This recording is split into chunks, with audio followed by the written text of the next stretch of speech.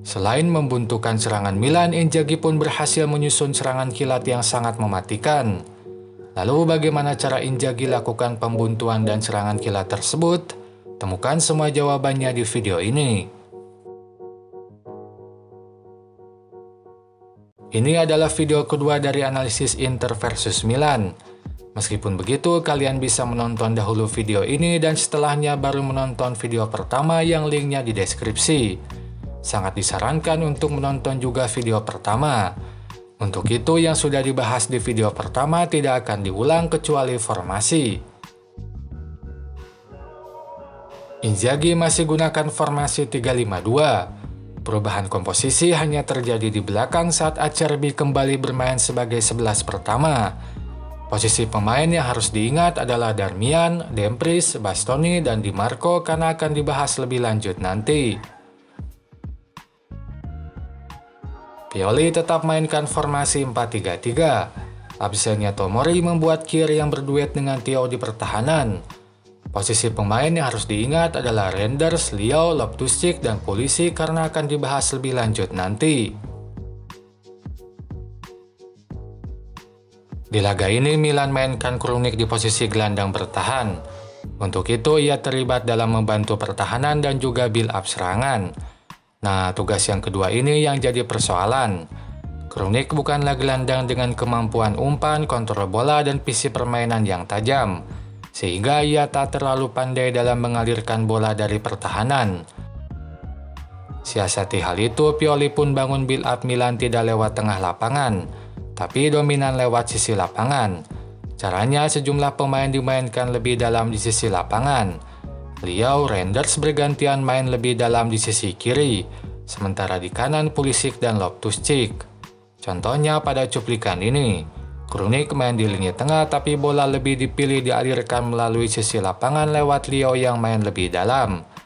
Setelah itu bola dikembalikan ke belakang, dan kini kembali Krunic tak dilibatkan karena bola dipilih dialirkan ke sisi yang lain. Nah, ini hal pertama yang berhasil dibendung Inzaghi. Ia berhasil membendung keempat pemain Milan tersebut. Mereka ditekan secara intens saat menguasai bola di lini tengah. Leao dan Reinders ditekan oleh Darmian dan Dumfries, sementara Pulisic dan Loftus-Cheek ditekan Bastoni dan Di Marco. Yang jadi persoalan bagi Milan, tekanan ini dilakukan dengan kombinasi man marking dan zonal marking, sehingga kadang terjadi pertukaran merespon apa yang Milan lakukan.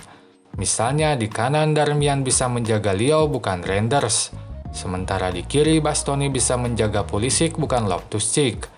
Ini membuat variasi build up dan serangan Milan sulit menembus pertahanan Inter.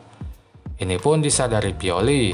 Maka di babak kedua pergantian pertama yang dilakukan adalah mengganti Pulisic dengan Chukwueze.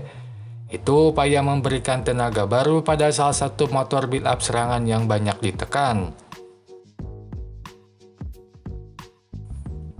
Inzaghi tampaknya cukup khawatir dengan pressing Milan.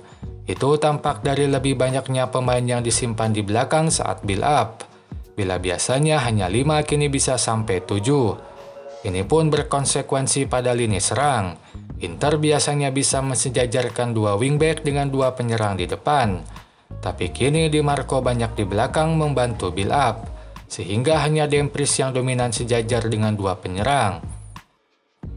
Dalam situasi tersebut, Inzaghi pun memilih untuk lakukan serangan kilat. Jadi saat bola sudah di tengah lapangan, umpan jauh dilakukan ke pertahanan lawan. Misalnya pada cuplikan ini, saat di tengah lapangan Dumfries langsung umpankan bola ke depan. Atau pada contoh ini, saat Lautaro langsung umpankan bola ke depan saat masih di tengah lapangan.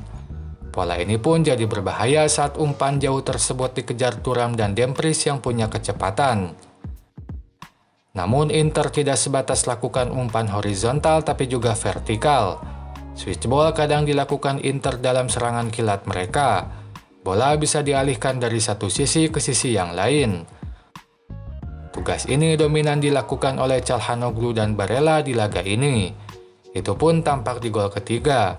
Gol tersebut diawali oleh switch ball yang dilakukan Calhanoglu dari sisi kanan ke Lautaro di sisi kiri. Lalu serangan kilat ini tak akan berhasil tanpa transisi yang tepat dan cepat. Di laga ini, pemain Inter tampak sudah tahu harus kemana dan bagaimana saat serangan kilat dilakukan. Sebagai contoh di gol ketiga, dalam prosesnya Lautaro sepertinya tahu selain Arnautovic dan Fratesi akan ada opsi lain yang muncul dari belakang. Opsi tersebut adalah Bastoni dan Mkhitaryan. Ia pun memilih mengumpan ke Mkhitaryan yang tak terantisipasi pemain Milan sehingga gol bisa tercipta. Melihat performa individu dari sisi Milan, Theo bisa dikatakan berkontribusi pada kekalahan telak timnya, sebab ia menjadi pemain yang terlibat langsung dalam 2 gol awal Inter. Misalnya di gol pertama, ia tak mampu menghentikan Thuram sehingga bisa masuk ke sisi pertahanan. Sementara di gol kedua, ia tak mampu memotong tendangan Thuram sehingga gol kedua tercipta. Itu saja pembahasan di video ini. Silakan tulis apapun pendapat kalian di kolom komentar. Sampai jumpa lagi di video selanjutnya.